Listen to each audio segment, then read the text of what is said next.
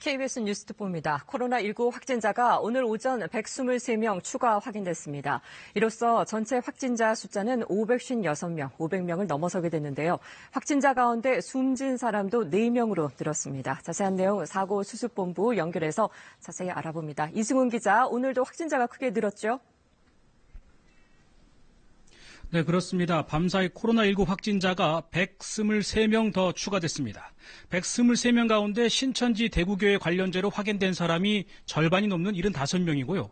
나머지 48명은 현재 조사가 진행되고 있습니다. 지역별로는 대구, 경북에서 113명이 추가돼 대다수를 차지했고 경남과 부산, 경기, 또 제주, 광주 등에서도 추가 환자가 발생했습니다. 이로써 전체 확진 환자 수는 500명을 넘어 556명을 기록하게 됐습니다.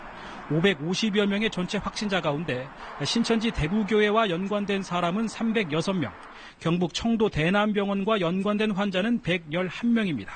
전체 확진자의 75% 정도입니다. 공식 집계된 사망자 숫자도 2명 더 늘었습니다. 지난 21일 경북 경주에서 숨진 채 발견된 40대 남성이 어제 사후검사에서 코로나19 양성 판정을 받은 데 이어 오늘 청도 대남병원 확진자 가운데 1명이 숨졌습니다. 이로써 코로나19 관련 사망자는 모두 4명으로 늘게 됐습니다. 보건당국은 정확한 사망 원인에 대해서는 좀 더 살펴보고 있다고 밝혔습니다. 전체 확진자 가운데 현재까지 완치 판정을 받고 격리 해제된 환자는 모두 18명입니다. 상황이 이렇다 보니 정부 위기 대응 수위를 높여야 하는 것 아니냐는 목소리도 있지 않습니까? 네, 현재는 위기 대응 태세 가운데 두 번째로 높은 경계 단계를 유지하고 있는데 이걸 가장 높은 심각 단계로 올려야 하는 것 아니냐, 이런 주장들이 계속 있었습니다. 일단 정부는 현재 상황에서 대응 단계를 당장 높이기는 이르다는 입장입니다. 심각 단계로 상향하려면 감염병이 전국적으로 유행한 상황으로 판단이 돼야 하는데 현재는 대구와 청도의 집단 발병 사례를 중심으로 환자가 늘고 있기 때문에 좀 더 상황을 지켜보겠다는 얘기입니다.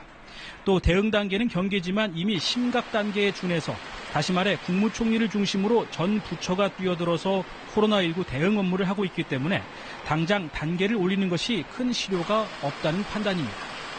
자, 그리고 정부가 고령자나 만성질환자는 의료기관에 가지 않고도 약을 처방받을 수 있도록 했죠?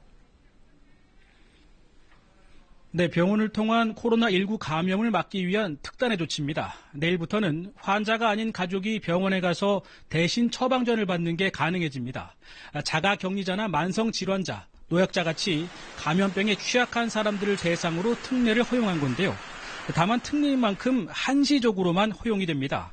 조건도 까다롭습니다. 대리 처방을 받으려면 환자가 오랜 기간 동일한 질환으로 진료를 받으면서 같은 처방을 받아왔어야 합니다. 또 의료인이 안전성을 인정한 경우에만 가능합니다. 이 경우 진료비는 정식 진찰료의 절반으로 책정됐습니다. 가족이 대신 방문하는 것도 어려운 경우에는 전화 상담을 통해서도 처방전을 받을 수 있습니다. 지금까지 코로나19 중앙사고수습본부에서 KBS 뉴스 이승훈입니다.